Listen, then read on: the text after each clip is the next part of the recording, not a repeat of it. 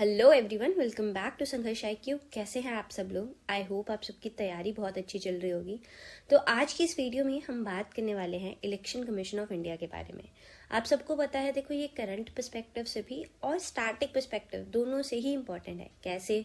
देखो, स्टैटिक के लिए ये बहुत इंपॉर्टेंट टॉपिक है और करंट के अंदर आप सबको ये समझना है कि जैसे अब जनरल इलेक्शन 2024 में होने हैं, तो दैट इज वाई ये काफी न्यूज में रहेगा।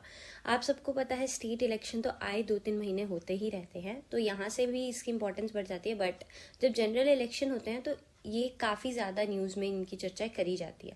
तो दैट इज वाई अब दोनों पर्सपेक्टिव से इंपॉर्टेंट रहेंगे। चाहे आप स्टेट एग्जाम में अपियर हो रहे हो, चाहे किसी सेंटर के एग्जाम में अपियर हो रहे हो, हर एक एग्जाम के लिए ये आपके लिए इंपॉर्टेंट है।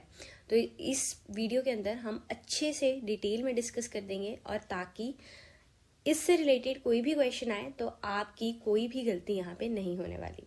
तो वीडियो को स्टार्ट करने से पहले छोटी सी रिक्वेस्ट है कि चैनल को सब्सक्राइब जरूर करें, वीडियो को लाइक करें और शेयर करें, ताकि हम भी थोड़े मोटिवेट हों आपके लिए और भी ज्यादा कंटेंट लाने के लिए।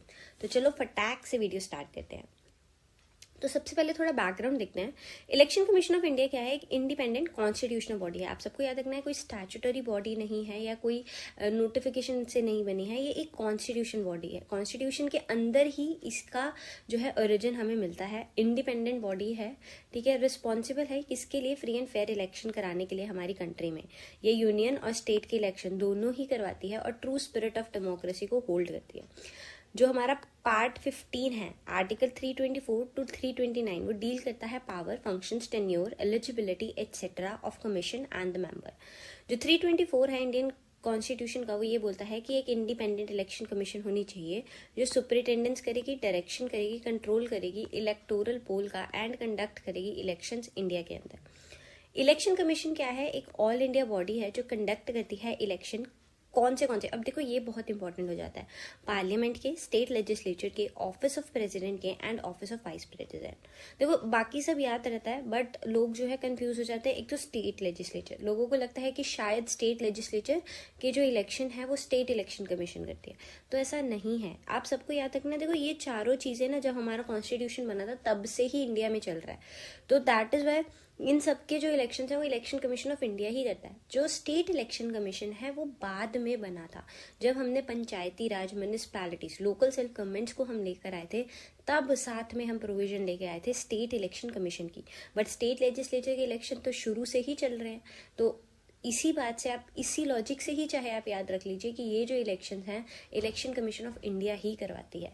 तो सारे इलेक्शन, ये चारों इलेक्शन जो है इलेक्शन कमीशन ऑफ इंडिया की तरफ से ही करवाए जाते हैं। सारा कंट्रोल, सुपरिटेंडेंस, सब कुछ जो है इलेक्शन कमीशन के हाथ में होता है।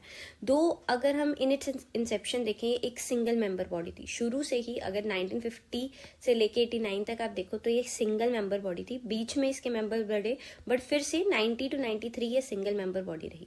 देयर आफ्टर फिर से इसे मल्टी मेंबर बॉडी बनाया गया, और आज भी क्योंकि अब इसका काम बहुत ज्यादा बढ़ चुका है, तो इतने काम से कोप अप करने के लिए अब इलेक्शन कमीशन एक मल्टी मेंबर बॉडी जो है बना दी गई है। नेक्स्ट है अब इसके ऑब्जेक्टिव्स। ऑब्जेक्टिव्स क्या है? देखो बहुत इजी हैं। स्पिरिट ऑफ डेमोक्रेसी, उसके वैल्यूज को अपहोल्ड करना, फ्री एंड फेयर इलेक्शंस करवाना, पार्टिसिपेशन, जो भी एलिजिबल सिटीजन्स हैं उनकी इलेक्टोरल प्रोसेस में इंश्योर करना कि सब पार्टिसिपेट कर पाए, पॉलिटिकल पार्टीज को एंगेज करना, सारे स्टेक होल्डर्स को एंगेज करना इंटरेस्ट में इलेक्टोरल प्रोसेस के, एंड अवेयरनेस को प्रमोट करना कि कैसे इलेक्टोरल प्रोसेस मतलब इलेक्शन का पूरा प्रोसेस कैसे चल रहा है, एंड इलेक्टोरल गवर्नेंस मतलब कैसे उस चीज को गवर्न किया जा रहा है, एडमिनिस्टर किया जा रहा है, हर एक चीज के बारे में। नेक्स्ट है कॉम्पोजिशन। अब कॉम्पोजिशन की बात करें, देखो अभी मैंने आपको बताया कि शुरू से ही सिर्फ एक इलेक्शन कमिश्नर होता था, बट फिर अमेंडमेंट आई 89 के अंदर, जहां इसे मल्टी मेंबर बॉडी बनाया गया। तो अकॉर्डिंग टू 324 इंडियन कॉन्स्टिट्यूशन का तो ये बोलता है कि इसके अंदर एक चीफ इलेक्शन कमिश्नर होगा और such other number of election commissioners होंगे जो प्रेसिडेंट डिटर्मिन करेंगे। जो प्रेसिडेंट है वो अपॉइंट करेंगे चीफ इलेक्शन कमिश्नर और इलेक्शन कमिश्नर्स को। जो चीफ इलेक्शन कमिश्नर है वो चेयरमैन की तरह एक्ट करेगा, ठीक है। और जो बाकी इलेक्शन कमिश्नर है जब वो अपॉइंट कर दिए जाएंगे उसके बाद। कंडीशंस क्या है? सर्विस और टेन्योर की जो भी कंडीशंस रहेंगी वो सारी जो है president of India he determine करेंगे। जो इलेक्शन कमिश्नर हैं एंड 2 अदर इलेक्शन कमिश्नर्स हैं, उनका सेम स्टेटस है, सेम सैलरी है एंड पर्क्स हैं जैसे कि जज ऑफ सुप्रीम कोर्ट को मिलते हैं। तो आपको ये चीज़ याद रखनी है। मैंने आपको बताया ना कि बाकी सब कुछ इनका सेम है, ठीक है। तो जो चीफ इलेक्शन कमिश्नर है, 2 इलेक्शन कमिश्नर है, इनकी पावर्स भी सेम है, ठीक है, सारे डिसीजंस को लेके। Then is appointment and tenure of commissioners. जो प्रेसिडेंट है वो अपॉइंट करते हैं चीफ इलेक्शन कमिश्नर और इलेक्शन कमिश्नर्स को। इनका टेन्योर 6 ईयर्स है। एज रिटायरमेंट की एज है 65 ईयर्स। जो भी पहले हो जाएगा उसी टाइम पे इनका टेन्योर खत्म हो जाएगा। इन ये सेम स्टेटस और ये हम सब देख चुके हैं जैसे सुप्रीम कोर्ट ऑफ जज की, वैसे ही सैलरी, पर्क, स्टेटस सब कुछ सेम है। अब रिमूवल, दे कैन रिजाइन। अब वो किसी भी टाइम रिजाइन कर सकते हैं या उन्हें रिमूव किया जा सकता है उनकी टर्म से पहले। जो चीफ इलेक्शन कमिश्नर है उन्हें तो वैसे ही रिमूव किया जा सकता है जैसे सुप्रीम कोर्ट का जज रिमूव किया जाता है, बट जो इलेक्शन कमिश्नर होते हैं उनको पहले चीफ इलेक्शन कमिश्नर की जो है आपको अप्रूवल लेनी पड़ती है उनका रिमूवल प्रोसेस स्टार्ट करने से पहले, ठीक है। तो ये थोड़ा सा डिफरेंस रहता है। तो इंपॉर्टेंस क्या है इलेक्शन कमीशन फॉर इंडिया की? जो इलेक्शन कमीशन है वो सक्सेसफुली कंडक्ट करती है national as well as state elections 1952 से। इसने बहुत एक्टिव रोल प्ले किया है ग्रेटर पार्टिसिपेशन ऑफ लोगों को, पीपल की इंश्योर करने के लिए। जो कमीशन है वो बहुत ज़्यादा डिसिप्लिन लेके आई है पॉलिटिकल पार्टीज के बीच में with the threat of D recognising. उन्होंने मतलब बार बार पार्टीज को थ्रेट भी दिया है कि आपको डी रिकग्नाइज कर दिया जाएगा अगर आप फेल हो जाते हो मेंटेन करने के लिए इनर पार्टी डेमोक्रेसी। पार्टीज के अंदर अगर डेमोक्रेसी नहीं रहती तो इलेक्शन कमिश्नर या इलेक्शन कमीशन जो है उन्हें डी रिकग्नाइज कर सकता है। और ये सपोर्ट करते हैं वैल्यूज को प्रिजर्व करने के लिए कॉन्स्टिट्यूशन, जैसे equality, equity, impartiality, independence, rule of law in superintendence, direction, control over the electoral governance, ठीक है। तो ये तो बस हवा वाली बात है, ये आपको याद रखनी है क्योंकि अगर आप कोई रिटन एग्जाम या कोई इंटरव्यू के लिए अपेयर हो रहे हो ना तो वहां पे ये वर्ड्स यूज करना, सुपरिटेंडेंस, डायरेक्शन एंड कंट्रोल, ये सब जरूरी हो जाता है। इलेक्शन कमीशन जो है वो हेल्प करता है इलेक्शंस को कंडक्ट करने के लिए। हाईएस्ट स्टैंडर्ड ऑफ क्रेडिबिलिटी है, फेयरनेस है, transparency, integrity, accountability, autonomy, professionalism, सब कुछ मिलता है। इनफैक्ट अगर आपको पता हो हमारी आसपास की कंट्री, बांग्लादेश जैसी कंट्री, आसपास की कंट्री, टाइम एंड अगेन उन्होंने इलेक्शन कमीशन ऑफ इंडिया को बुलाया है हेल्प करने के लिए, सुपरवाइज करने के लिए उनके वहाँ के इलेक्शंस। तो देखो इतनी ज़्यादा हमारी इलेक्शन कमीशन ऑफ इंडिया जो है अच्छे से काम कर रही है कि आसपास की कंट्रीज भी बहुत ज़्यादा इंप्रेस्ड हैं इससे, ठीक है। नो डाउट काफ़ी न्यूज़ में आता है कि ये मतलब इलेक्शंस जो है फेयर तरीके से नहीं हो रहे हैं, बट वहाँ पे अभी देखो उसकी पूरी इन्वेस्टिगेशन हो तो प्रॉब्लम पता चले कि एक्चुअल में चल क्या रही है। बट अगर हम ऊपर से देखें तो जो इलेक्शन कमीशन का रोल है ना वो बहुत ज़्यादा इंपॉर्टेंट रहा है और कहीं ना कहीं वो रोल जो है उन्होंने पूरे अच्छे तरीके से निभाया भी है। देखो फिर लास्ट ये अवेयरनेस क्रिएट करते हैं, ये सब चीज़ें हम पहले देख चुके हैं। नेक्स्ट इज इश्यूज क्या हैं। अब जो इलेक्शन कमीशन है ना वहाँ पे नेसेसरी टूल्स नहीं है पॉलिटिकल पार्टीज को कंट्रोल करने के लिए।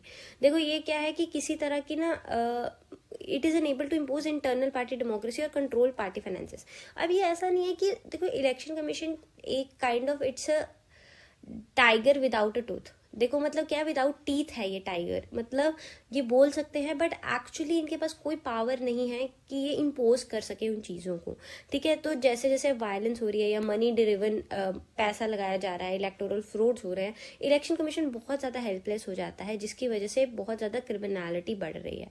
जनरल पब्लिक का जो कॉन्फिडेंस है इलेक्शन कमीशन में बहुत ज़्यादा कम हो रहा है। क्यों? क्योंकि अभी टाइम एंड अगेन न्यूज़ आती है कि ईवीएम्स ब्रेक कर दी गई हैं या मतलब उनमें प्रॉब्लम है या फिर हैकिंग हो रही है, इनकेपेबल ऑफ रिकॉर्डिंग वोट्स, कई बार वोट्स रिकॉर्ड ही नहीं किए जाते या जो फॉल्स वोट है, जाली वोट्स जिन्हें बोलते हैं, वो रिकॉर्ड किए जाते हैं। तो दैट इज वाई ये भी थोड़ी थोड़ी प्रॉब्लम्स हमें देखने को मिलती हैं। पॉलिटिकल पार्टीज जो रजिस्टर्ड हैं ईसीआई से उन्हें डी रजिस्टर इतनी ईजिली नहीं किया जा सकता या उन्हें डी रजिस्टर नहीं किया जाता। जो कॉन्स्टिट्यूशन है does not prohibit the government from appointing the retiring election commissioners again, here independence is susceptible to being threatened. तो क्या है कि कॉन्स्टिट्यूशन आपके ऊपर ये रोक नहीं लगाता कि जो इलेक्शन कमिश्नर रिटायर हो रहा है उसको आप फिर से अपॉइंट ना करो, उसे फिर से अपॉइंट किया जा सकता है, ठीक है। उसे चीफ इलेक्शन कमिश्नर बनाया जा सकता है या स्टेट में अलग अलग जगह भेजा जा सकता है। तो यहाँ से क्या है कि वो थोड़ा बहुत ही सही बायसनेस आ जाती है, वो गवर्नमेंट के लिए काम करते हैं, उन्हें खुश करने के लिए काम करते हैं, तो यहाँ से इम्पार्शियलिटी थ्रेटन होती है। तो ये प्रॉब्लम्स, ये इश्यूज चल रहे हैं। तो यहाँ पे हमारी वीडियो खत्म होती है। हमने इलेक्शन कमीशन से रिलेटेड हर एक चीज़ देखी है। देखो इसका पार्ट हो गया कि कौन से आर्टिकल के अंदर आता है, क्या क्या इसके काम है, कौन से ये इलेक्शन करवाता है, ये सब आपके लिए इंपॉर्टेंट हो जाएगा। बाकी अगर आप किसी स्टेट एग्जाम के लिए जा रहे हो तो करंट में आप अपने स्टेट के चीफ इलेक्शन कमिश्नर, हमारी कंट्री के चीफ इलेक्शन कमिश्नर, इन सब के नाम जरूर याद कर लीजिए। कंट्री के अंदर तो आप इलेक्शन कमिश्नर्स के नाम भी याद कर लीजिए, छोटी सी बॉडी है, कोई खास बड़ी बॉडी नहीं होती है। तो ये सब चीज़ें आपको याद रखनी है। प्रेसिडेंट का रोल, रिमूवल प्रोसेस, हर एक चीज़ आपको पता होना चाहिए। स्टेटस किसके जैसा है, ये सब आपको पता होना चाहिए। इस वीडियो में हम सब कुछ डिस्कस कर चुके हैं। तो thank you so much. Video का PDF आपको हमारे टेलीग्राम चैनल के अंदर मिल जाएगा। उसका लिंक आपको डिस्क्रिप्शन बॉक्स में, नीचे कमेंट बॉक्स में भी मिल जाएगा, डिस्क्रिप्शन बॉक्स में भी मिल जाएगा। तो अपनी तैयारी अच्छे से कंटिन्यू रखें। बाकी कोई भी आपको प्रॉब्लम है तो ज़रूर हमें याद कीजिए, कमेंट्स के अंदर अपना फीडबैक छोड़िए। कोई प्रॉब्लम है वो छोड़िए, हम ज़रूर कोशिश करेंगे कि हम आपकी वो प्रॉब्लम सॉल्व कर सकें। तो थैंक यू सो मच, मिलते हैं नेक्स्ट वीडियो के अंदर।